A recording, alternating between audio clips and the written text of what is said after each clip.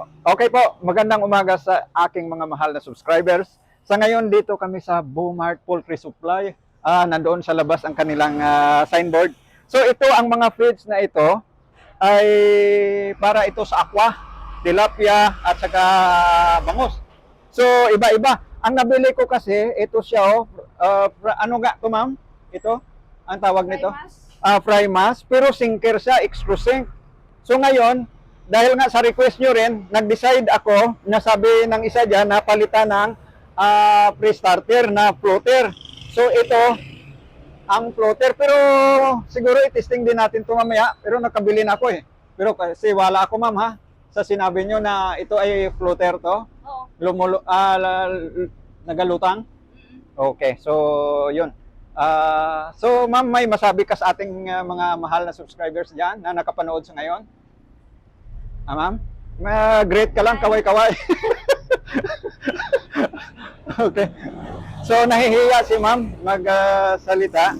So, ito lang muna. Ito ang, ito, kaliit. I think kasya na rin to sa bunganga ng aking mga alaga doon. So, ito. It is, so, halo ko na lang doon sa nabili ko na sinker. Pero sinker, no? Ano?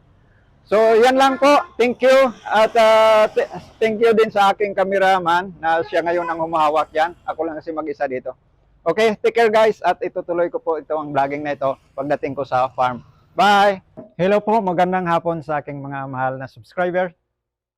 Lahat-lahat sa inyo, thank you very much. At nagpapasalamat ako sa inyo na lagi kayong nagsubaybay sa aking mga new uploads. Kabibili ko lang ng pre-starter ito. Anong tawag nito? Is surfer. Lumulutang nga siya. Ang kaso lang, yan na lang ang available doon na floater. Problema, hindi nila kaya kainin eh. Pero nag-research naman ako na kahit daw ito pala ang aking extra sink na ito, kahit hindi siya lumulutang, diretso sa bottom, kinakain pa rin pala nila yan. So, pero gusto ko sana yung lumulutang sila. Anyway, kapag lumaki ng bunganga nila, sigurado makain na nila yan. So, hindi pa ako talaga niyan makapag-ferment dahil nga masyado pa maliit ang bunganga nila. Napakahirap kasi dito maghanap ng feeds talaga na pang-aqua. Mayroon pero pang malakihan na.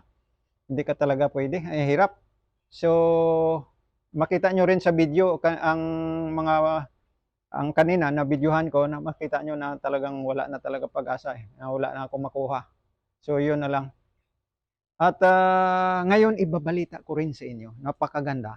Katatawag ko lang sa SafeDick training section. Landline yon, tinawagan ko sila ng may cellphone at nakausap ko. Ang sabi sa akin, Sir, wala kaming formal sa ngayon na training. Ang formal training pala, it takes months. Takes months. Kompleto talaga yan. Pero sabi ko, Sir, kahit hindi na ako sasali sa formal training kasi nga nagkukulik pa sila ng mga participants. So sabi ko, Sir, huwag na lang tayo dyan. Mayroon ba kayong one-on-one training? So ang term nila doon ay internship training. So yun ang talagang actual, real life talaga na kung anong ititik upin namin. Ang sinabi ko, hito at saka tilapia. So far napakaganda. Very supportive sila. At thank you din sa nag-comment sa akin. I think si Mr. Napoleon Sienes ang nagsabi na malapit ka dyan sa SafeDick Iloilo. Please contact them. At ngayon ko tinawagan dahil nag-worry na ako eh. Hindi kasi ako makapunta doon sa kay Saxonailin Fish Farm sa Jinsan. Napakabait din ito ng babae na ito. Si Dr. Arlen ang name niya. At nag-chat kasi ako sa kanya na willing talaga ako sana mag-undergo ng training. Kaso lang sa distance nga, ang layo talaga. Then, mayroon siya sa 16 ng September. So kayo dyan sa Jinsan, baka malalapit kayo dyan, mayroon siyang pa-training sa 16. Half day lang pala yan eh. Actual ang kanyang ikakandak. So napakabait nito kasi parang kawang-gawa na rin ito eh. Baka konti-konti, liit-liit lang nitong hinihingi niya doon para lang sa kanyang facilities.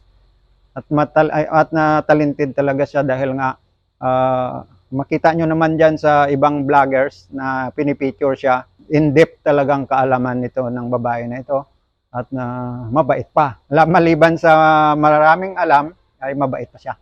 Okay? Shout out dyan sa iyo, Doc Arlen. Tagahanga mo ako dahil may vlog mayroon ka rin channel at subscriber na ako.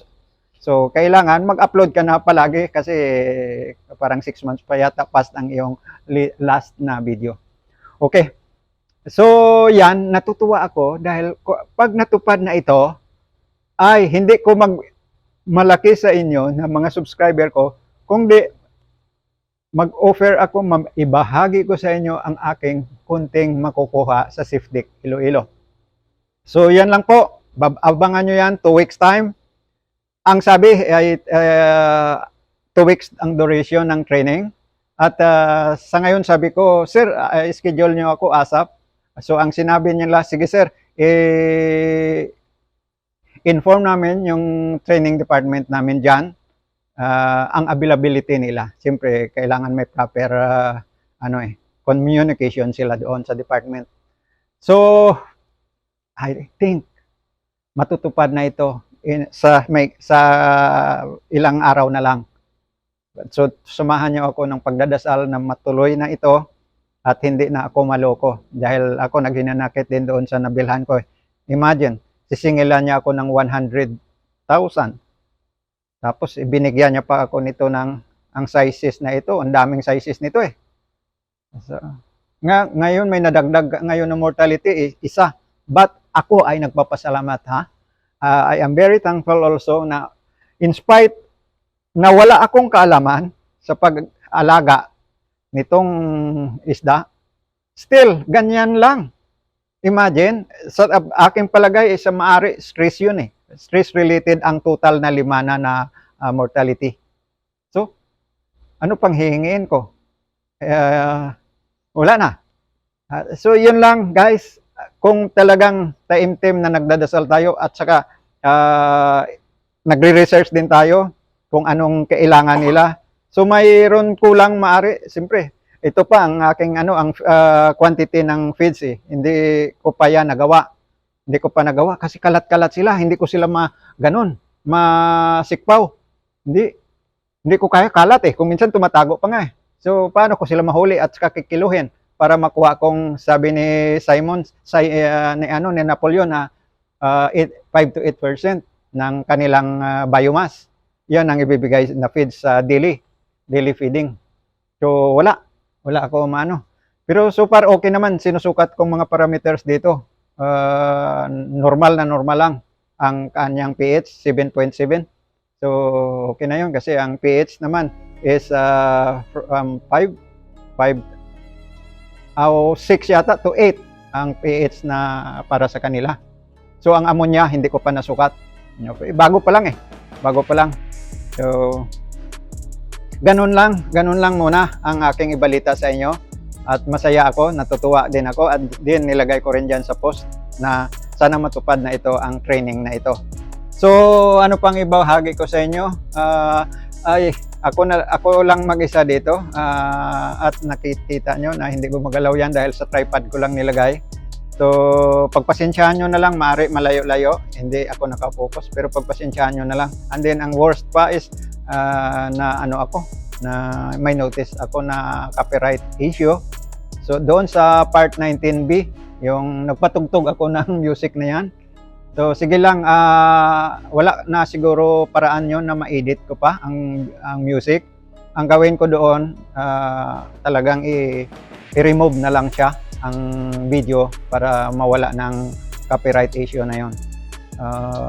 Lesson learned talaga. Ang buong akala ko okay lang. Pero alam ko naman na katulad yan, mabilong talaga siya sa copyright issue. So, thank you sa may nagpayo dyan, sir. Mag-copyright issue ka dyan dahil nagpatugtog ka ng sound. What?